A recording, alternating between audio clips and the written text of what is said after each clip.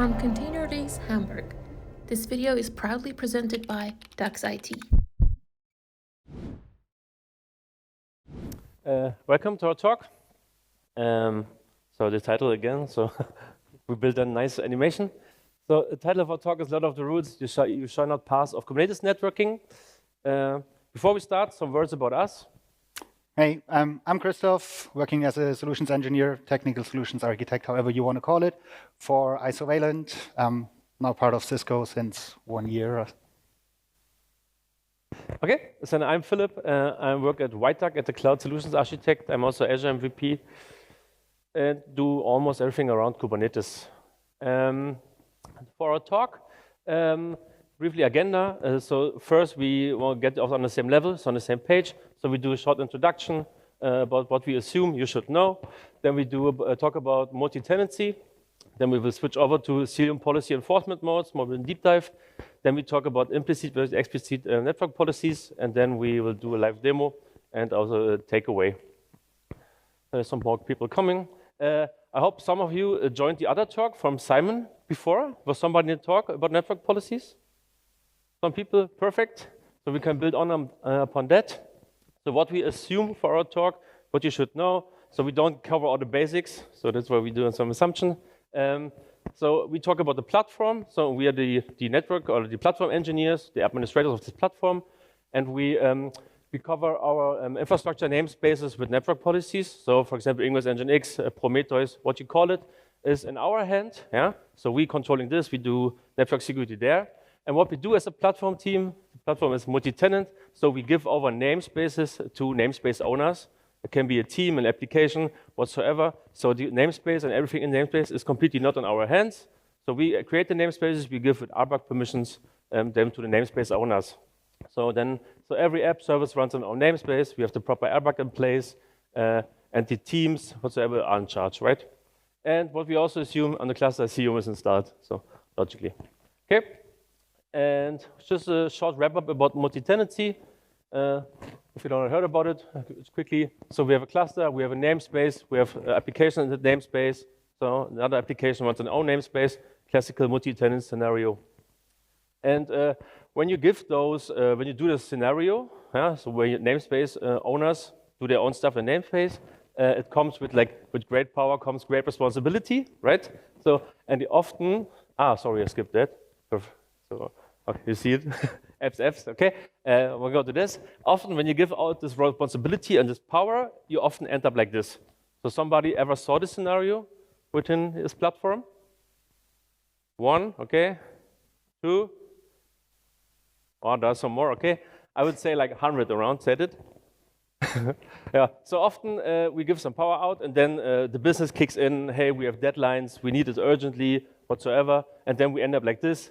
In the namespaces, we should have some network security, but at the end, it's like this. So the apps can talk to the world, let's say the entity, what we saw before in Simon's talk, or the pods can communicate with each other, which should not be the case.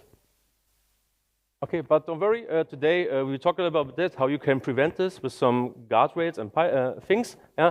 And also what Simon said before, it's always like the zero trust network is for the win. So at the end, how you want it is that your app trusts nobody, there's no network communication, and you should allow it. We will also pass some knowledge about the enforcement modes and the implicit versus explicit differences. So we will cover that. And also we will cover roughly a little bit how you could implement a good RBAC implementation there. So I hand over to you. All right, so first of all, a quick recap on where Cilium network policies are actually being enforced in the kernel. As all of you know, I guess, Cilium as the CNI is implemented in eBPF, which means that all of the enforcement when it comes to network security is done in the kernel in eBPF, which means that every Kubernetes pod has its own little stateful eBPF-driven firewall sitting directly in the kernel. And it doesn't matter which kind of network policy you apply, they all get enforced at the very same point in this little eBPF-based firewall. This is important to understand that the policies are always enforced in the same place, especially when we're talking about two types of network policies that we're having in Cilium. We do have the standard Cilium network policy, which usually people are using to build a zero trust network in their cluster. But there's another type of Cilium network policy, which is the Cilium Clusterwide Network Policy, which often gets forgotten, which requires higher privileges, which people don't necessarily use as often as the standard Cilium network policy. Today, our aim is actually to promote the Clusterwide Network Policy because you have a tool at hand which you can use to put clusterwide policy on a cluster. The policy types have some things in common. So both are CRDs, which are being installed when you install Cilium. Both can be layer 3 to layer 7. Both can target ingress-egress. You're usually using the Kubernetes identifiers like labels for the endpoint selectors. And you can also target, obviously, things outside of the cluster via either IP addresses or FQDN. No matter which one you're using, again, both of them are enforced at the very same place, and there's no priority when it comes to enforcement. So it doesn't matter if you're allowing something with a standard network policy or with a cluster-wide policy, they all have the same precedence. Some differences are obviously that a cluster-wide object like the cluster-wide policy is not namespaced, and you need elevated privileges to apply this. So the cluster-wide policy is usually nothing that a namespace owner can apply, right? In addition, some things which are out of scope for the session today is that the cluster-wide network policies you can apply to select nodes only, whereas the standard Cilium network policy will automatically apply to all of the nodes. And we're not going to talk about this. This is just for your knowledge. With both types of policies, you can have the exact same outcome, right? So it doesn't necessarily matter if you're using a standard Cilium network policy, which is a namespaced object, and you're targeting things with a namespaced policy in this namespace, or you're using the cluster-wide policy, which is not namespaced, but you can target specific namespaces only as well, right? So both of these policies will have the exact same outcome. The only difference is essentially at which point you're targeting the namespace object. So if it's already a namespace policy, or if you're explicitly targeting a namespace within the endpoint selector in a cluster-wide policy. And like Chris mentioned, you need higher privileges to apply those cluster-wide network policies. So in this example, it's for the namespace owner. Yeah? So we have a cluster role, which is a Cilium CMP, so Cilium Network Policy Editor. Yeah? We create a cluster role, and we do a role binding in the namespace. This is the default moment as an example. Normally it's namespace on a namespace. And then we can define whoever's in the group has access to edit those Cilium network policies. Where we want to have for the cluster network policy, we will have like a cluster role, which is the CCNP viewer, we call it. Yeah, so the Cilium cluster network policy viewer, and they can view all the policies in the cluster. So they can build their policies on board that, see what is forbidden, allowed, whatsoever. Yeah, and then we do the cluster role binding to the whole cluster. Yeah, so the namespace owner can edit the Cilium network policies, but they can also view those Cilium clusterwide network policies in order to work. And when we talk about the enforcement modes of Cilium, does anybody heard about enforcement mode or using them?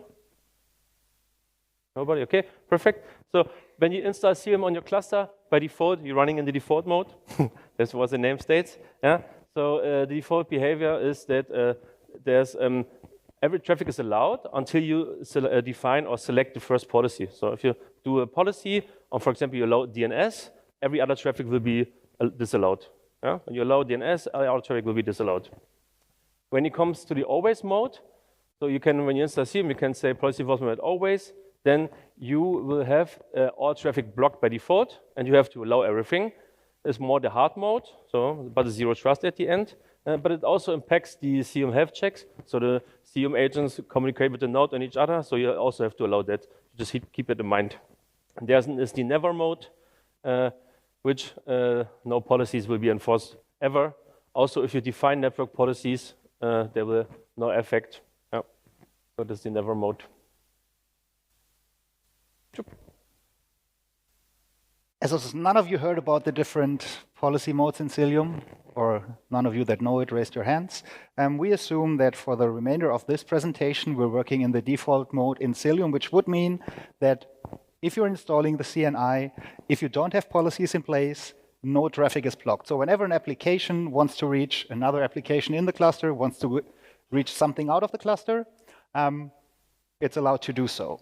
So many people in default mode essentially try to set up an implicit deny model, which is not as secure as you may think, right? So an example of this would be that some people would implement a cluster-wide network policy, which essentially does what Philip mentioned, right? We have an ingress rule, which is an empty rule, which means that nothing is allowed into a pod. We have an egress rule that allows at least DNS, and with the default behavior of Cilium, as we actually put policy on a pod, everything else will be denied in the default mode. The implicit deny is unfortunately something that can be overwritten, right? Even though this is a cluster-wide policy object that can only be applied by a cluster admin with higher privileges, a namespace admin that knows that there's only an implicit deny in its policy can simply just bypass it, right? So he can explicitly allow all traffic. And as mentioned, there's no precedence in how the policies are applied to this little eBPF-based firewall. So if somebody just goes in and says, OK, I want to allow everything in and out of my namespace, even though my cluster admin wants me to do zero trust networking, but I don't care, they can pretty much simply override these rules with an explicit allow, right? And this is actually something that we want to show you how you can circumvent it, right? Because with the power to build explicitly allow rules in an implicit deny model, things can end up like this, right? But there are actually rules that a company may have, right, that need to be enforced, that you need to make sure that things are not allowed. And this is, I think, what Philip will talk about. Yes, and as Chris mentioned, so when we use the default mode, it uses always the implicit deny. Yeah?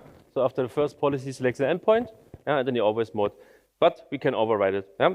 And when we configure the explicit deny policy, it will restrict all traffic, although we, for example, disable with the implicit deny. Yeah? So we can use the explicit deny to enforce our company guardrails and some policies on our whole cluster and for all namespaces. The explicit deny is available in both Cilium Network and Cilium Clusterwide Network Policy. And the explicit deny policy has higher priority as the implicit deny, so it always wins. Yeah? So some simple examples how, for example, what explicit deny policies you can implement. So no pod is able to talk to public IP addresses.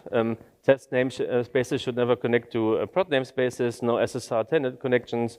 Only HTTPS. No plain HTTP outside of cluster destinations. Yeah, these are some examples. And here's also an example of this explicit deny. As you can see, we have the explicit ingress deny and egress deny, and we allow no plain HTTP traffic inside the cluster. We don't allow no SSA out, and there's no difference implemented or CCMP or CMP. And here I have a broad overview how implicit explicit works. If you deny something, for example, we don't have a laser pointer, so on the second row, if we, for example, allow a layer 4, 80, port 80, and then we do a deny, so the deny takes priority. So traffic will be denied. You can see it on a broad this table. But back to our problem then. Yeah, so back to our problem. How does this help in solving our problem? If we have now cluster-wide policies, we have explicit deny policies, we have an implicit deny, we have an explicit allow. We were discussing if we're calling this talk something like gray listing, because we're not doing white listing, we're not doing black listing, we try to do something in between to only disallow partial traffic. And what we actually can achieve if we, as a cluster admin, want to make sure that even though namespace owners have the power to put in their own policies, they still cannot circumvent like some company-wide rules. You can achieve this with cluster-wide network policies and explicit deny, as an explicit deny always takes precedence over an explicit allow, no matter which policy type you're actually using. So coming back to our earlier example, where I have this implicit deny policy, the same as we've seen before, which actually targets this little application there and makes sure that it's not allowed to go outside. So now my namespace admin comes back in again and puts in an explicit allow for everything. So he actually circumvents my implicit deny. And I see this as a cluster admin. I don't want to have this behavior, obviously, because maybe I don't want my pods to go directly to internet. Maybe I want them to talk through a proxy instance for traffic inspection, things like that. So with a cluster-wide network policy, with an explicit deny, I can actually achieve these exact same scenarios, right? And this example here is an example for how I can achieve that my applications are not allowed to talk directly to the public IP address space. They need to go through a proxy instance or whatsoever, right? So if we apply this cluster-wide network policy, it will target the exact same little eBPF firewall that's sitting under our pod. That's also been targeted by other network policies as well, right? In Cilium, you can see we can actually, with a cluster-wide policy, use match expressions to only target specific namespaces or specific pods.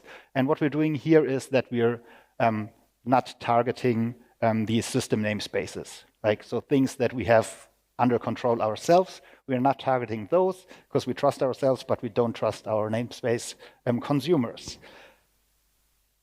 We're adding an egress deny, an explicit deny to all IP addresses out there because we are too lazy to write all the public IP addresses there. And what we can do with a Cilium CIDR set is that we can actually put exceptions on there, right? So we accept all the RFC 1918 addresses here, which in turn means we allow traffic to those, but nothing else.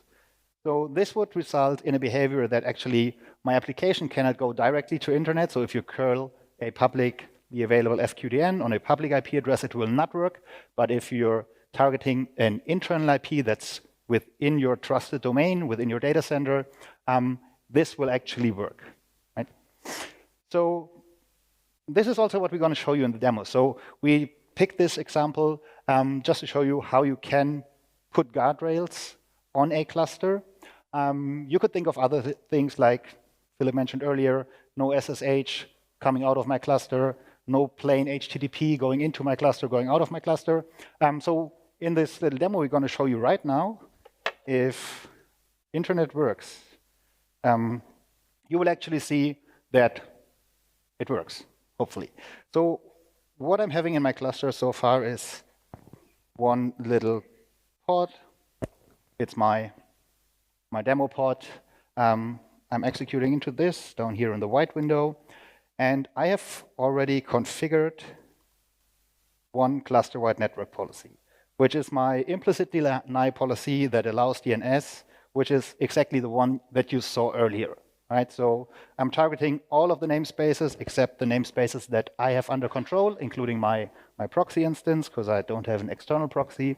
I'm denying implicitly all ingress traffic, and I'm allowing only DNS traffic to egress, which implicitly, again, denies everything else, right?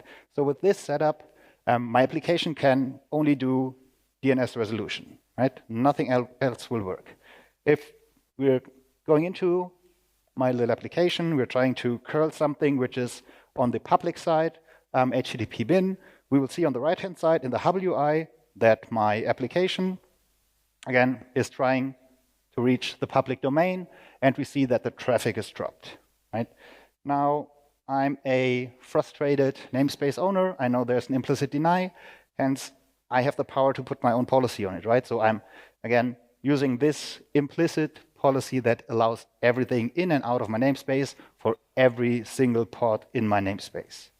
So let me quickly apply this policy, and we will see in a second that now I'm actually able to get a teacup back from HTTP bin.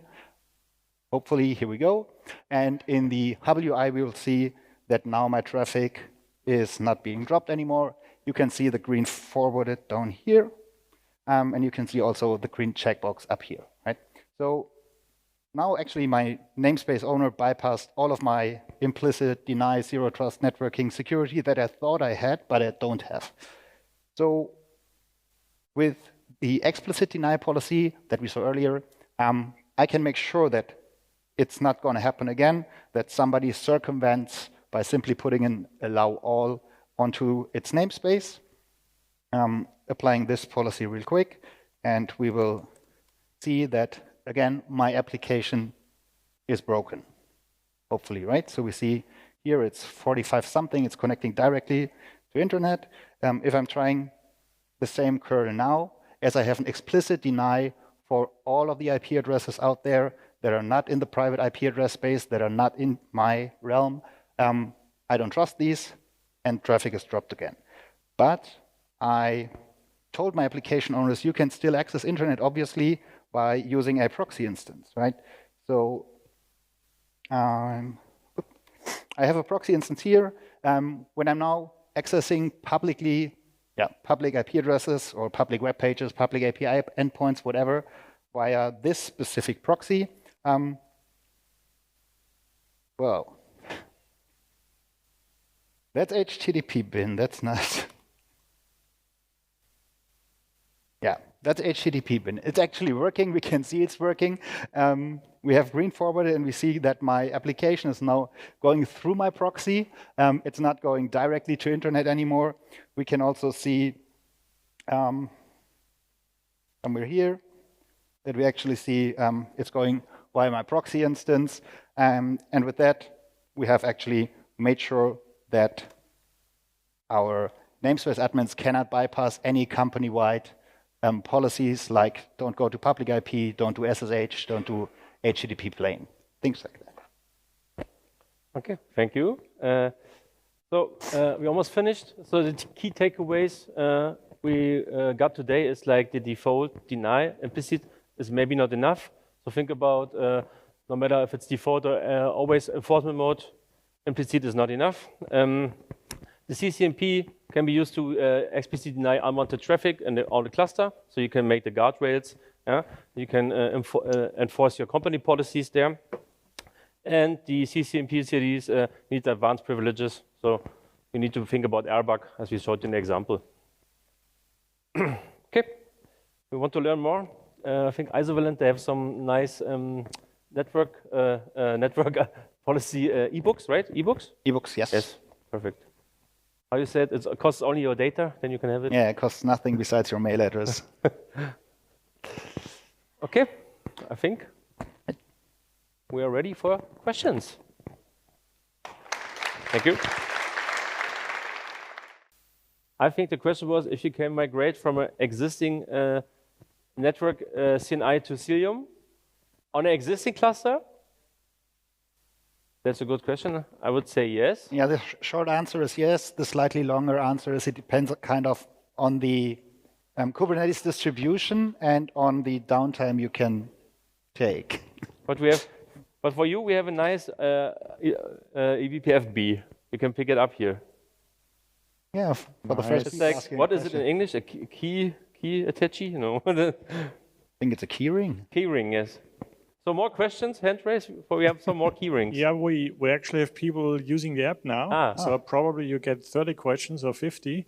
What is the present? Any plans for admin network policy support?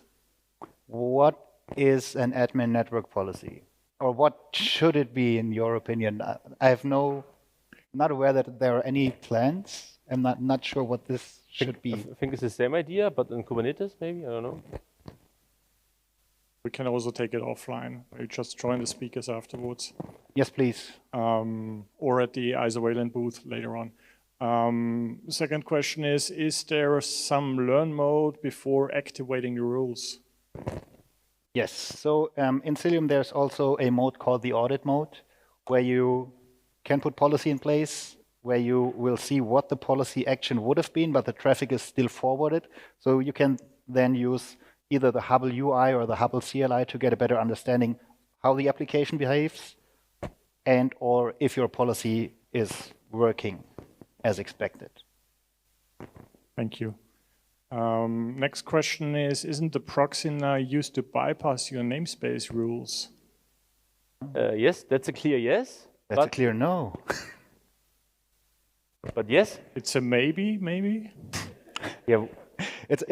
Well, you still need a policy to allow the pod to talk to the proxy in the very first place, right? So just because we are going through into the internet through the proxy instance in this example, you still need to allow an application to actually reach the proxy, and this is within your rules. Okay, that's true, yes. Yeah, you're right. Okay. And how can I implement network policies with external tools? What is external tools? Which external tool? How external tools? Well, theoretically, implementing network policies is just a API call against the Kubernetes API. It is a CRD, so you can use every tool you want that can push stuff to the Kubernetes API. Not sure if this answers the question. But maybe you can think about is you can use Kyverno or OPA to also enforce that network policies are not created in the way you not want it, maybe. Or you can also use Kyverno to, when a namespace is created, you can create default policies directly. So. Yeah, could also be a question for later on then. Okay. Next one would be, what are the advantages of the CCNP compared to Kubernetes Cloud Native CNP? Maybe missed that point. I think Simon explained it in the his talk before. So traditional Kubernetes network or the native network policies only operate on layer 3 and 4, and the Cilium network policies, so the CCNP and the CNP, they operate until layer 7. That's the main difference. So you can also, for example, use, we did not show it, but the good use cases use FQDN policies. So therefore you need layer 7 policies. Thanks. The top question is now, is there a possibility to enforce, bless you, to enforce CNPs on users RBAC and not on namespaces? Do you want to block users to use the cluster? I think no. Huh? The namespace object, how you can enforce it on users? I would say currently not. Not on users, as we're taking the Kubernetes endpoint identity as the source or destination, which is not bound to a given user. Okay, that's fair. Next question, why should I use the Cilium network policy instead of just allowing or disallowing it inside the proxy? Oh, the proxy example, that was just to show that you can still do enforcement in the proxy for like certain domains, things like that. That's yes, but in the first place, I wanted to show that you need to go through the proxy by having a Cilium policy blocking traffic going directly. So I wouldn't say if you don't use the policy, you're not forcing people through the proxy in my example, right? They still could go direct. Makes sense. Thanks for answering all the questions, and thanks again for the great talk.